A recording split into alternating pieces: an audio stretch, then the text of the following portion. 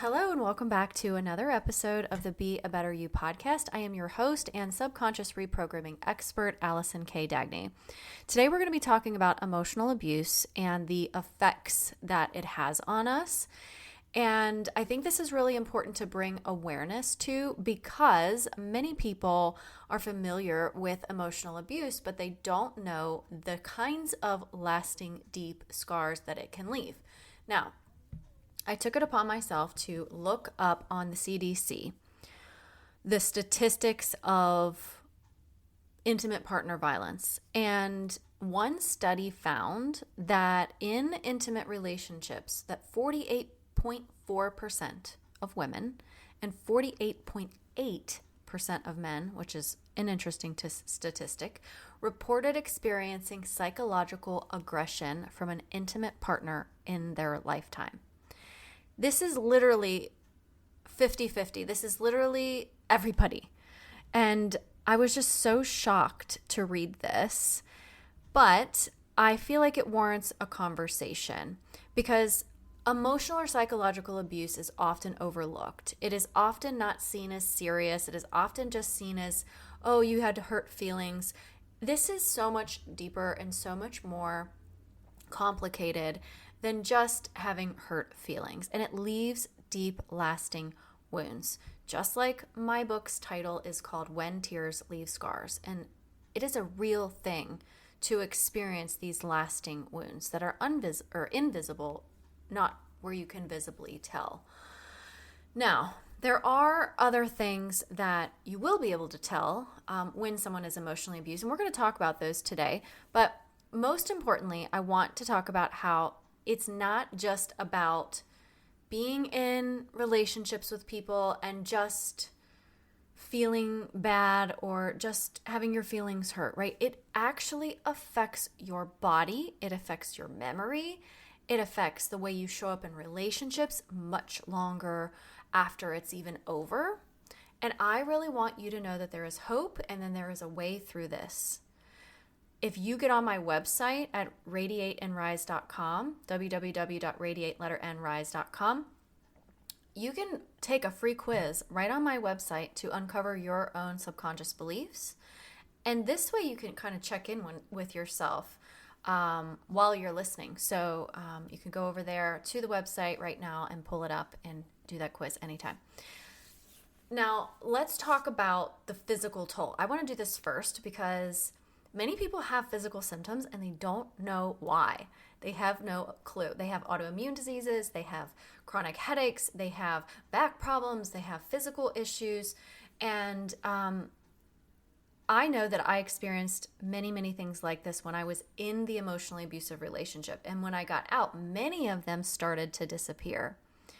However, if you are still feeling the effects of a physical response in your body because of experiencing emotional abuse and you haven't emotionally processed that or worked through it, those kinds of chronic physical ailments can continue. So it's really important to get the whole mind, body, spirit thing in balance and in check. Emotional abuse can trigger stressful things, okay? It does trigger chronic stress in a lot of people. You may have an elevated level of cortisol in your body, and if that happens, then you're going to start experiencing more physical symptoms like fatigue, exhaustion, the headaches, like I said, maybe gut issues, you won't be able to eat, or maybe you're having trouble sleeping. Some people have autoimmune diseases. They'll start getting strange ailments that they've never had before. Twitches. I used to get these weird twitches in my body, these like in my eye and my limbs. I used to have these like strange, like nervous tics that happened like without any conscious awareness from me.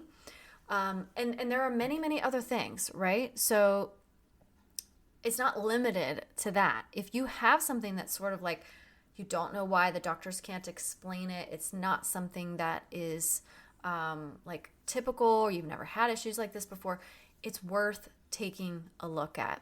Okay. So emotional abuse, when you're under that kind of stress and you're experiencing the chronic level of stress, like continually, and your cortisol spikes, then that's when the physical symptoms start to present. Your body's trying to tell you something. Your body's trying to give you information. It's trying to help you see, like, hey, something's not right here. We need to fix this. Okay. Maybe you've even experienced things like just like general rapid heart rate. Your heart's just racing and you're like, I can't figure out why I have this happening all the time.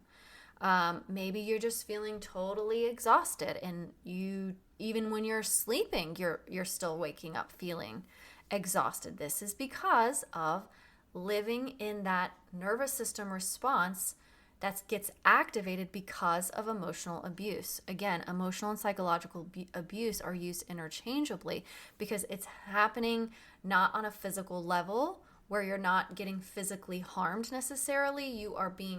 It's sort of like sidestepping it, right? Because you are being physically harmed, but it's happening like in a backdoor kind of way. You're being emotionally and psychologically abused and disturbed, that it's impacting and affecting your physical body.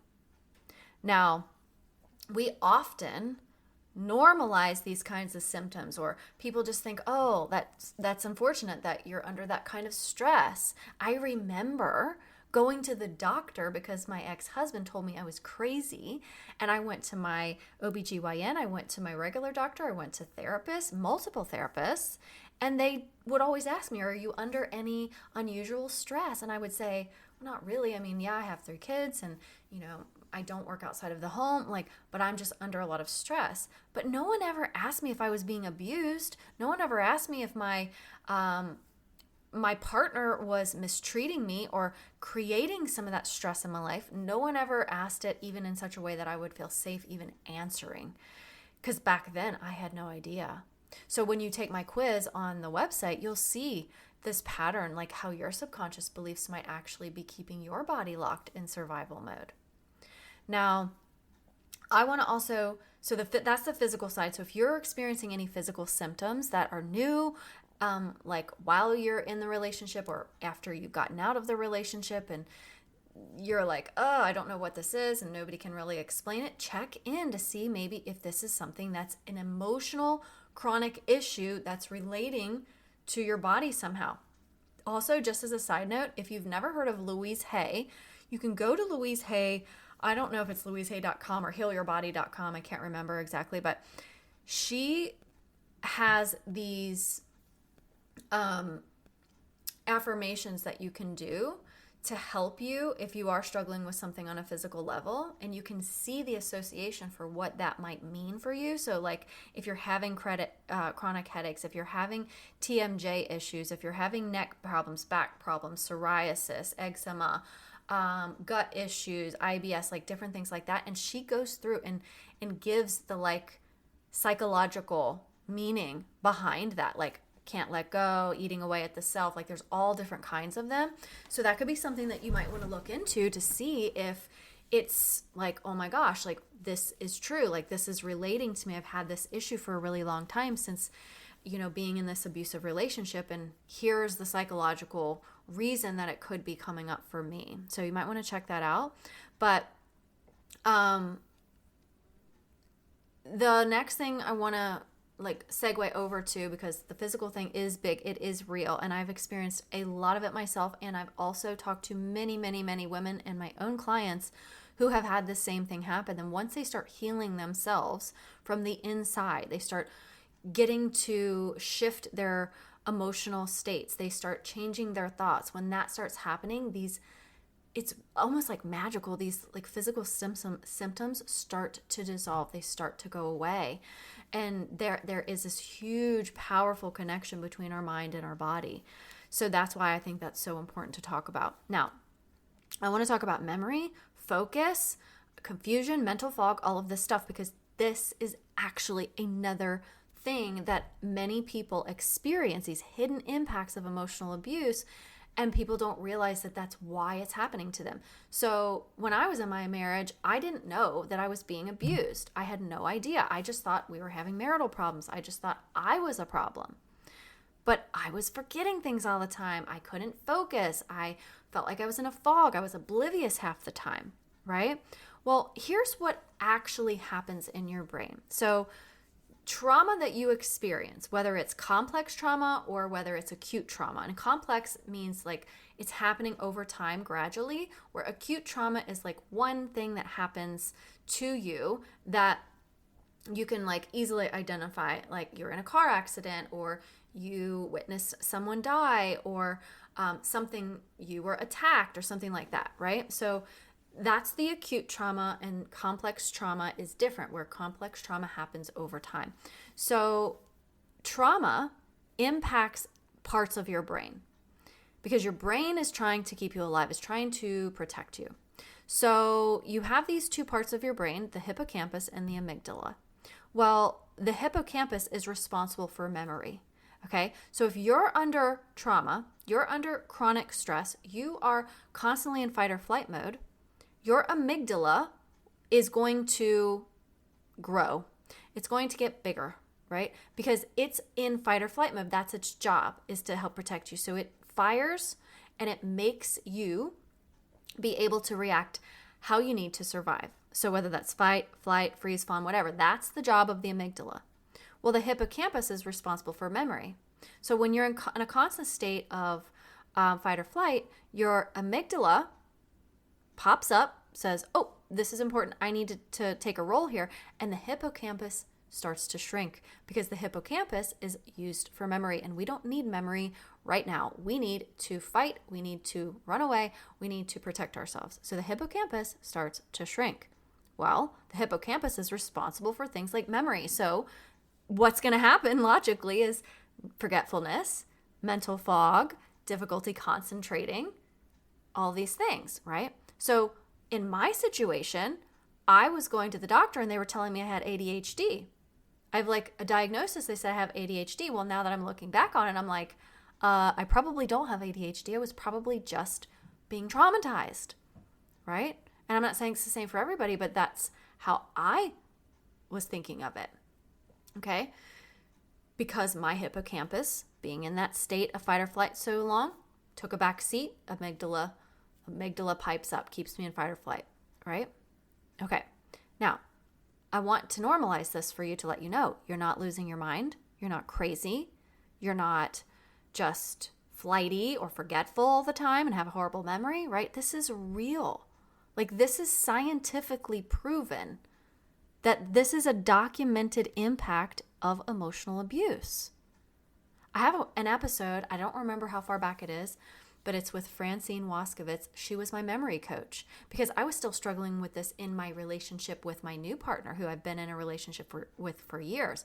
And I was like, why am I still struggling with memory issues?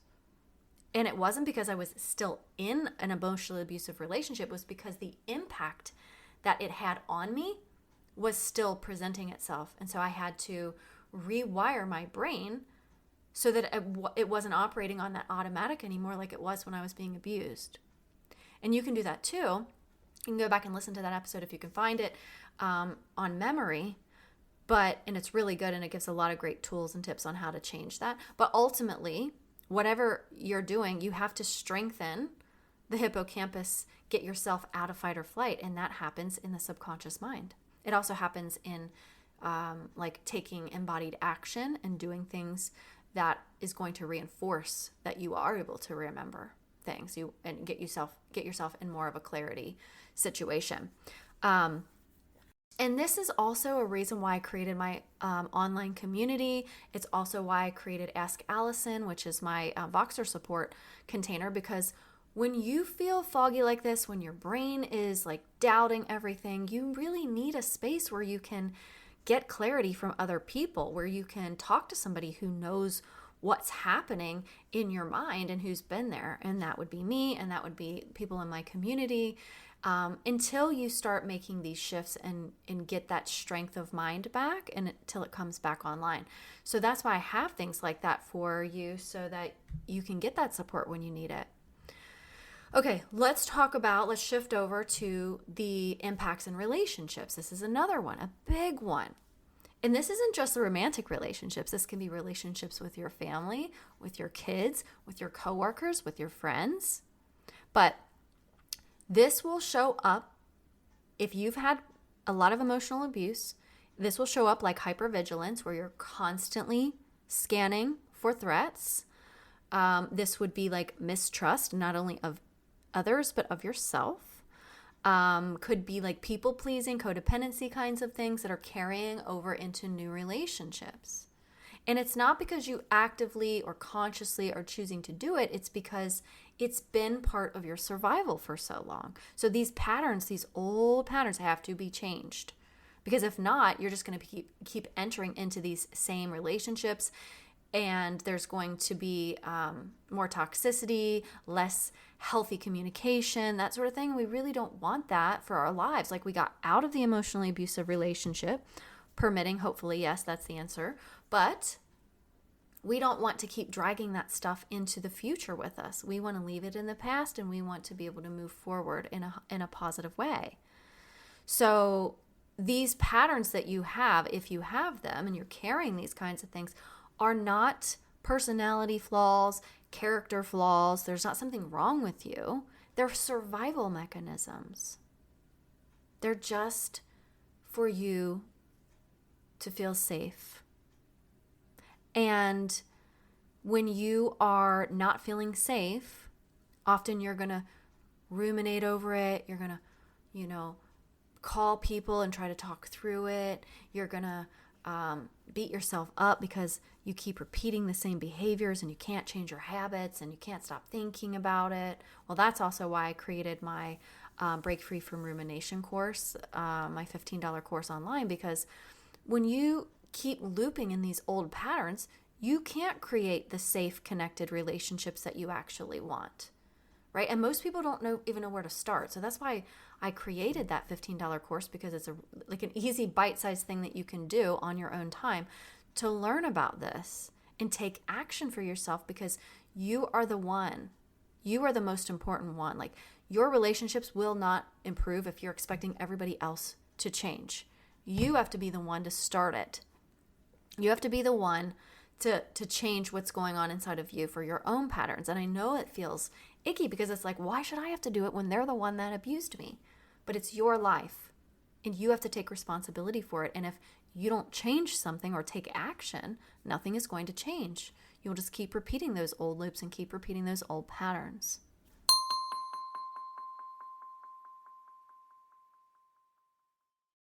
I was on the bathroom floor in a puddle of my own tears. How do I stop getting triggered? How do I stop feeling this way? I picked myself up and I looked at the mess in the mirror, and I knew I had to do something, but I didn't know what. All those years of abuse didn't go away after I left my marriage. I needed help, but even trying to figure out the right kind of help felt so confusing and totally overwhelming. I'd already tried so many things.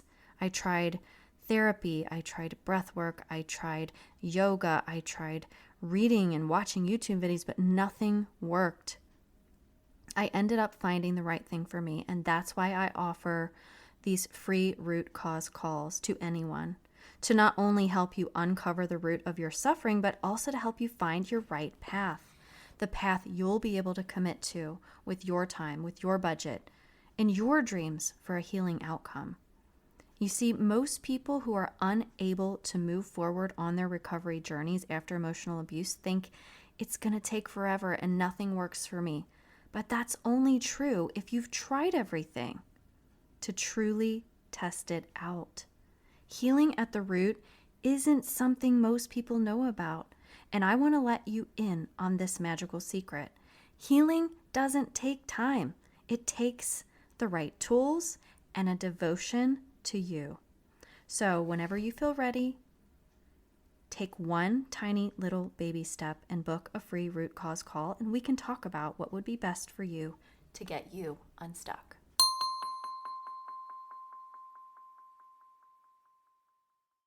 Okay, so now that we've talked about this, now that you have a better idea about how these things will present themselves, the impacts, the physical, emotional, relational types of things that could happen, let's talk about the hope you can look forward to and the path forward. Now, healing is possible because these patterns live in the subconscious mind. And that means they can be reprogrammed. Your brain has neuroplasticity, which means it can change at any age with new learning. Okay? Anything that you have learned how to do in your life is because you continued to practice it. You continued to learn to ride that bike until you did it. You continued to learn to drive that car until you did it. You continued to play the piano until it was just second nature for you, right? But when you first started, you didn't know how to do any of those things. And this is the same with your brain. So the patterns that you experience, the things that are happening to you because of being abused can absolutely 100% be changed. But it's going to take commitment and it's going to take action, okay? Now, I want to share a personal story of change with you about a client of mine who actually changed her health because of doing the inner work to change her brain. When she came to me, she wasn't just emotionally exhausted from crying and from being upset, but her body was actually breaking down. Like, she would tell me about her stomach always being in knots and having chronic migraines, which I used to have also, that would knock her out for days. And her sleep was bad. No matter how much she was resting, she never was feeling refreshed, waking up, always tired. And she kept going to the doctor. The doctor kept running tests, but all the things just kept coming back like, oh, we don't really know, and this seems to be normal if you're under some stress. But what all that did was leave her feeling hopeless, because if nothing was wrong, then why did she feel so bad? But when we started in our program, in my emotional healing mastery program together, we started working together, she thought she just had like general health problems. But what she really had was a trauma problem. Okay? Years of emotional abuse, even all the way back to childhood, that she recognized during this period, was that this had trained her body to live in survival mode, and her nervous system was on constant high alert. And it was pumping the stress hormones and that cortisol through her body like she was in danger all the time. So the turning point is that as soon as we started shifting her subconscious beliefs, these ones that were causing her to be in fear all the time, causing her to ruminate constantly, causing her to have self-doubt, her body and her nervous system could finally rest. It could finally calm down. It could finally regulate, because it was like firing on all cylinders constantly. No wonder she was experiencing all of that. Now, I do need to say, this did not happen overnight, right? That's why my program, it used to be 12 weeks. I've extended it to 16. So now it's a 16-week program. But she was with me for those 12 weeks. But within those weeks that we were working together, things started to change. She would tell me that her sleep was improving. She would tell me she noticed like that her stomach wasn't in knots all the time, that she started having less headaches, like all these things. Why? Because when the brain gets the message that you're safe, the body can finally stop fighting. It can rest. It can heal. And the best part about this is she didn't just feel better physically. She felt lighter, more hopeful, more like herself than she ever had. And this is something I wish everyone could experience. This is why I tell people, healing is not about coping with your symptoms. You're band-aiding it if you're doing that. It's about reprogramming your brain so that the body and the mind and the spirit and all of this can come back into balance. And this is so important. So if you can't tell, I'm extremely passionate about this because number one, it changed my life. Number two, I've seen it change so many women's lives that have worked with me and other people who use the same method that I use, this rapid reprogramming method. It is a subconscious healing tool. The support that we need comes from all different sources. It can come from therapists. It can come from coaches. It can come from communities like the one that I have. You can get support in lots of different ways, right? But the change actually comes from doing something different that you've never done before, and also committing to it, sticking to it, and embodying the version of you that you really want to be. it breaks my heart when people say that they're broken, or that they feel like healing is impossible, or that they're never going to heal, because I know that this is just not true. I know that this is absolutely a lie. It's been something that the healing industry likes to sell, because what does that do? It makes money for people. Like, I don't want my clients to be with me indefinitely. What is that saying about me and my program? If you are with me indefinitely, that's saying that I haven't done my job to help you. And I don't want that for you. I just want you to come in, me help you, get you the tools that you need so that you can start to feel different, start to be different, and take those tools with you for the rest of your life. And then bring the next one in, and the next one, and the next one. That's my goal. Okay? Just a reminder, you can grab that free quiz on my website. You can check out my community. You can look into a course. You can schedule a free call with me. You know, anything that you do, you should feel good about. You should feel called to do. And you should trust your instincts and intuition. So I'm just offering this stuff to you. And if any of it sounds like it might be a good thing for you, then take a tiny little step towards it. Emotional abuse affects your body, as I've told you here. It affects your memory, and it will affect absolutely your future relationships or your current ones. But the thing is, you are not stuck. You have the power to change all of these things. You are not a victim to your circumstances. You are able and powerful to change it in your mind. Whatever you think about on repeat becomes your reality. So we need to start changing that and making sure we create the right reality that we really want to live. So if today's episode has hit home for you, I want you to know you have a lot of options. And I would love to invite you to take the next step. It could be as simple as booking a free 30-minute root cause call with me. It could be going to my website and looking around at the options that are available to you. It could be scheduling an appointment with a therapist somewhere. Anything is good as long as you feel called to it and it feels intuitively right for you. Okay? It's hard to hear intuition if we're always in fight or flight and our nervous system is screaming at us. It's hard to hear that intuition. But I think you know what's right, and I think you know what's good for you, and I think you should trust whatever comes up for you.